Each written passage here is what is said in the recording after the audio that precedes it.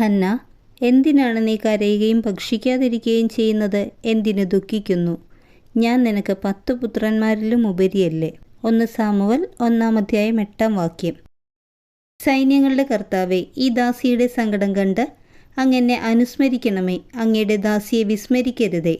എനിക്കൊരു പുത്രനെ നൽകിയാൽ അവൻ്റെ ജീവിതകാലം മുഴുവൻ അവനെ ഞാൻ അങ്ങേക്ക് പ്രതിഷ്ഠിക്കും. അവൻ്റെ ശിരസിൽ ക്ഷൗരക്കത്തി സ്പർശിക്കുകയില്ല. 1 സാമുവൽ 1:11 ദരിദ്രനും ധനികനുമാക്കുന്നത് കർത്താവാണ്, താഴ്ത്തുന്നതും ഉയർത്തുന്നതും അവിടുന്ന് തന്നെ. 1 സാമുവൽ 2:7 കർത്താവ് പ്രതിയോഗികളെ ഛിന്നഭിന്നമാക്കുന്നു. അവർക്കെതിരെ ആകാശത്തിൽ ഇടിമുഴക്കുന്നു. അവിടുന്ന് ഭൂമിയെ മുഴുവൻ വിധിക്കും. തൻ്റെ രാജാവിന് ശക്തി കൊടുക്കും. തൻ്റെ അഭിഷിക്തൻ്റെ ശിരസ് ഉയരുമാറാക്കും. 1 സാമുവൽ 2:10 മനുഷ്യൻ മനുഷ്യനോട് പാപം ചെയ്താൽ ദൈവം അവനു വേണ്ടി മാധ്യസ്ഥം വഹിക്കും. കർത്താവിനോട് പാപം ചെയ്താൽ ആർ മാധ്യസ്ഥം വഹിക്കും?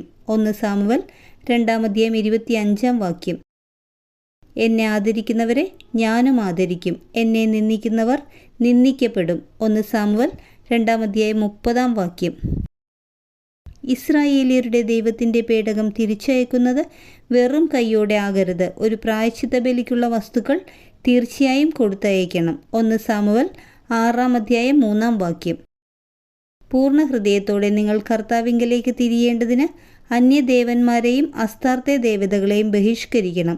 നിങ്ങളെ പൂർണ്ണമായി ദൈവത്തിന് സമർപ്പിക്കുവിൻ. അവിടുത്തെ മാത്രം ആരാധിക്കുവിൻ. 1 സാമുവൽ 7:3